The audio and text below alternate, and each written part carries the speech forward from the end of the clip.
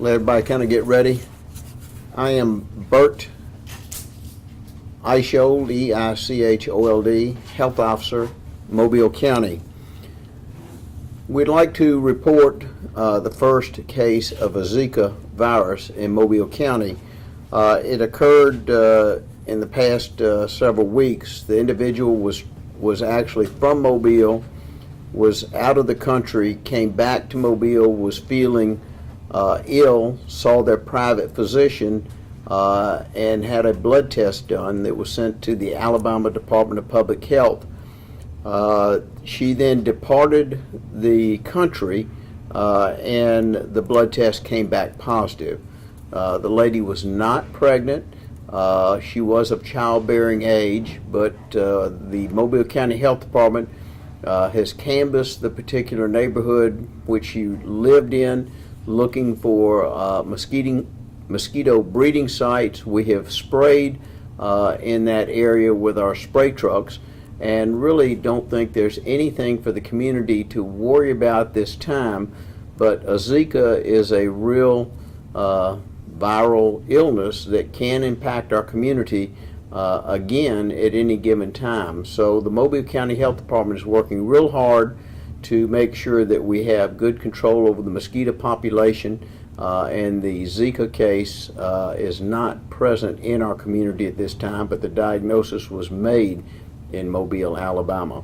There are actually 25 cases of a Zika virus in the state of Alabama, impacting 16 counties. All cases were travel related, so we have no endemic spread of Zika in Mobile County or the state of Alabama to report at this time. Would anybody like to answer any questions? Do we know the effects, how long the virus stays in the body? I mean, if she were to have children? Yes, the recommendations from traveling to an endemic area for a woman is 3 months to avoid becoming pregnant from traveling to the endemic area. The symptoms of a Zika are fever, rash, joint pain, and red eyes. And in this particular case, I think the 3-month wait period would be recommended for a woman, 6-month waiting period if the male, the potential father, has traveled to an endemic area. And we assume that 70% plus of the persons who get infected with the Zika virus have no symptoms. So you have to assume that you probably had exposure if you went to an endemic area. And again, the time frame would be wait 90 days if you're a woman coming back from an endemic area, and the male 6 months. I want to make sure I understood you correctly. The woman who had the case of Zika in Mobile County has left the country? Correct. Is that permanent or? No, she was traveling. She was traveling out of the country in an endemic area. Actually, apparently contracted it in this other country. Came back to visit Mobile. Was feeling had some illness. Went to see a private physician. The private physician evaluated her, drew some blood. It takes about a week to 2 weeks to get the blood test results back. She was apparently feeling better and decided that she would continue on her travels and departed the area. So there's no CDC requirement to restrict travel with Zika. It's not like Ebola that you cannot travel if you have been exposed or are infected with the Zika virus. In the area where the woman lived when she was here for a certain amount of time, has there been any type of extra patrol in that area due to the fact that it was discovered she has Zika? Yes, there's the question is, has there been increased vector control activity in this person's neighborhood? And the answer is yes. We canvassed the area. We looked at the neighbors' yards and all the adjoining properties. As everyone knows, the average flight path of a mosquito is less than 500 feet.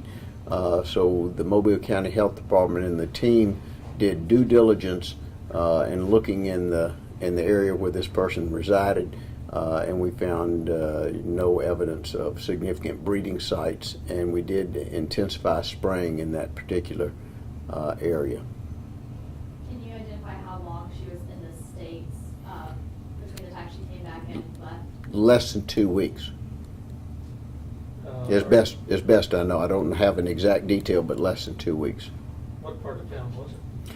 Well, according to HIPAA, is that we need to identify areas based on, 20,000 persons or more. So it was in the south part of Mobile County, so we can say south of I-10, and I can't tell you exactly where the population densities are, but it was not north of I-10 and not in West Mobile. So if we had to pick a quadrant, it would be the southeast quadrant of Mobile County. Let me see if I've got the concern straight. Potentially, what could happen is that someone would be infected elsewhere, come into the area, be bitten by a mosquito, then that would vector into the mosquito population and speed up the transmission. My understanding is that some mosquitoes carry this, some don't, or some carry Correct. it more readily than others. How much at risk are we in this specifically coastal area based on our mosquito population? There are numerous species of mosquitoes, a very good question.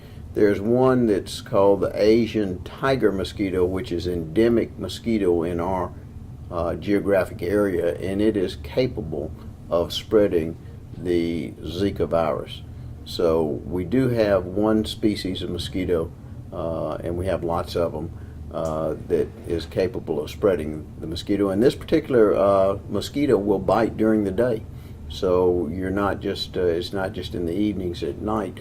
But again, we would like everyone to follow the Alabama Department of Public Health's recommendation, which is in the press releases. Wear long sleeves, use DEET insect repellent, long pants, and avoid areas where there are mosquitoes, and also do personal responsibility is look in your own backyards for containers. A mosquito can breed in a bottle cap, so anything that can hold water needs to be removed and put in the trash. And if you have bird bass or fish ponds, you need to put in the little donut type devices that can be acquired at any of the home improvement stores, and just leave them in the water, and then the birds will not hurt the birds, and the mosquitoes will not be able to breed in that particular site. From what I understand, there's not currently a vaccine for Zika. Is that something that researchers are working on? That's correct. There's no real treatment for a Zika virus, and there's no vaccine for a Zika virus, and there is a lot of research going on to have a vaccine available. When that will actually hit the market, I do not know, and the FDA is trying to fast track that. Do we know the effects of Zika on small children, on infants, when their baby gets bit? Small children, people who are no longer pregnant, the long-term neurological impacts seem to be very, very limited. So to answer your question is that I don't think there are any, as far as microcephalic impact. It's during the first trimester of pregnancy is when the woman is at the greatest risk of having the neurological impacts of a Zika virus.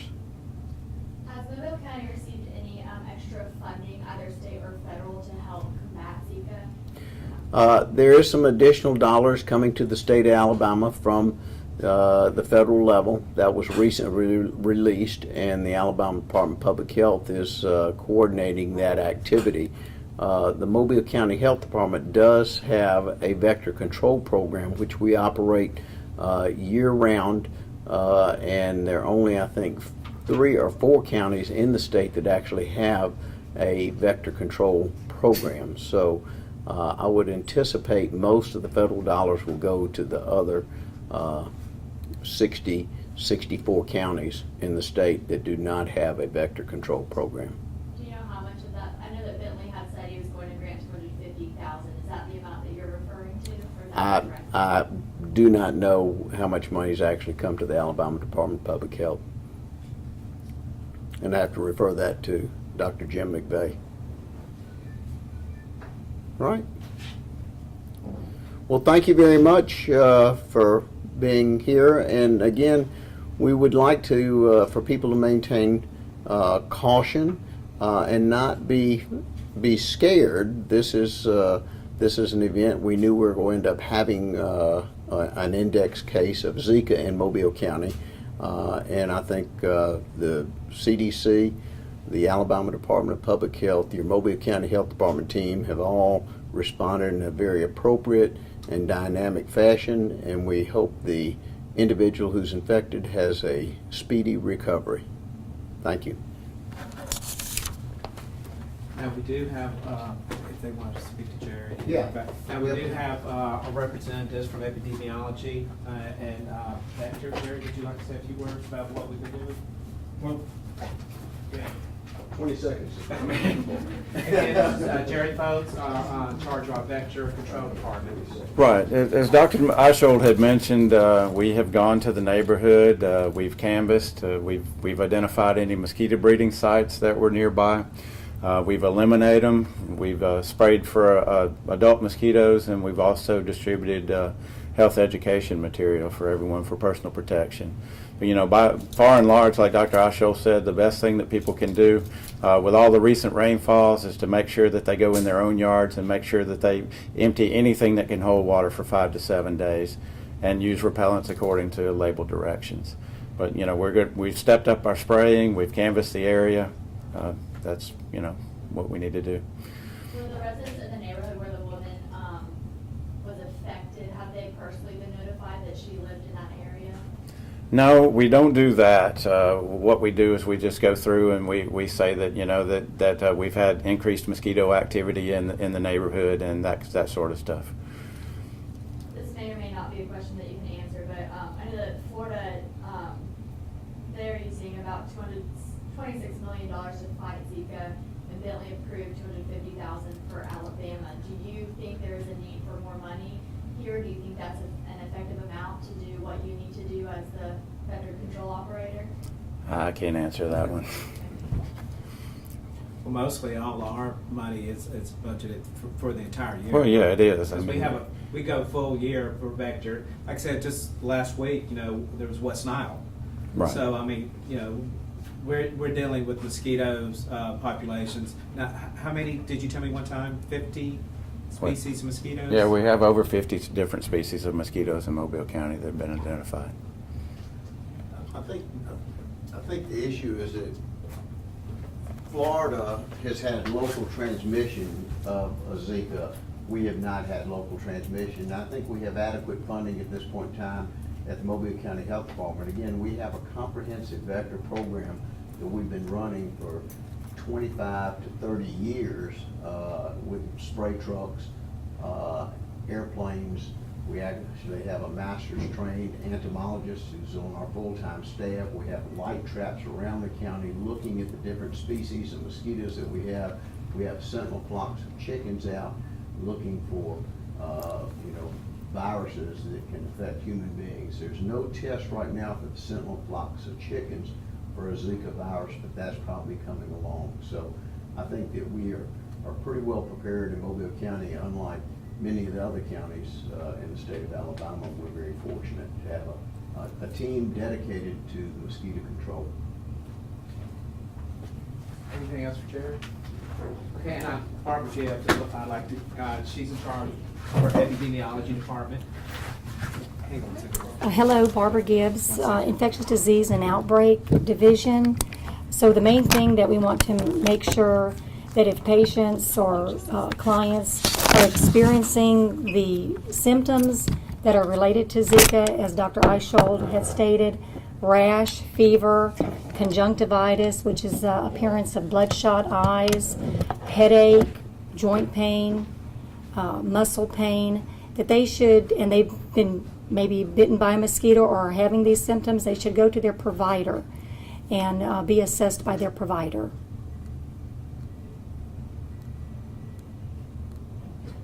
Any other questions? The steps, like what happened when they went first to the provider and Sure. The way the process goes is once we have identified a case, then the provider will notify ADPH, and there is a protocol that they will follow.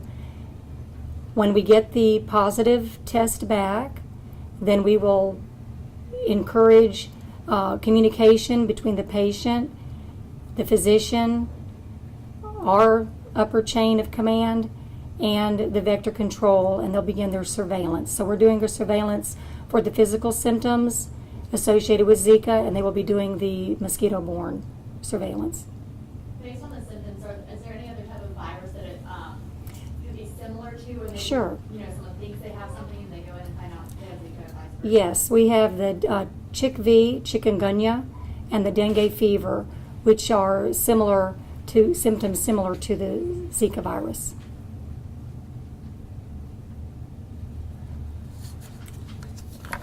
Thank you. Yeah. All right. As we close, I think one thing is very important, that probably 80% of people who are exposed to the Zika virus, women of childbearing age who actually are pregnant, 80% will have a normal pregnancy. So this is not every single person who has infected. In fact, we just don't have a lot of data right now. So for people who are anticipating childbearing age, again, the first trimester seems to be the critical time in the development of the child and the association with the Zika virus. But 80% should have a normal pregnancy outcome if they've been exposed to a Zika. And that is a number that's really high. So as everybody's going along, even if you don't have symptoms, if 70 or 80% of the people have no symptoms, then do you want to be tested? And if you do test positive, what we will be able to really offer is intense monitoring with ultrasound to see how the child is developing. And then those are going to be information that you as a patient are going to have to discuss with your doctor, just like with any other childbirth situation. If there's a significant abnormality that's noted at the time of birth, then each individual case needs to be handled on an individual basis. So I think it's we don't want to create panic, but we want people to be cautious and avoid mosquitoes and do everything they can. Do you believe that there's more cases then, since there's so many people don't Well, know? I mean, I don't think that we can speculate about how many cases are really out there. We just have to be able to be really scientific about this. If somebody has some symptoms, then we need to test them. We do not recommend testing every single person who's pregnant or thinking about getting pregnant. That's really going to prevent us from providing care to those who have symptoms, and we only have very limited laboratory facilities, so we need to be cautious on how we use our laboratory assets and that needs to be discussed between the doctor and the patient. So we do not encourage everybody to go get tested for the Zika virus. If you're of childbearing age, we think you ought to have a discussion with your private doctor. All right. Well, thank y'all very much, and please, we're at this point in time, is maintain calm and everybody be cautious. Like with everything else, wear your seatbelt. Don't drink and drive. Don't get bitten by mosquitoes. Thank you. All right, did y'all need any other interviews with any of our staff, or? Okay.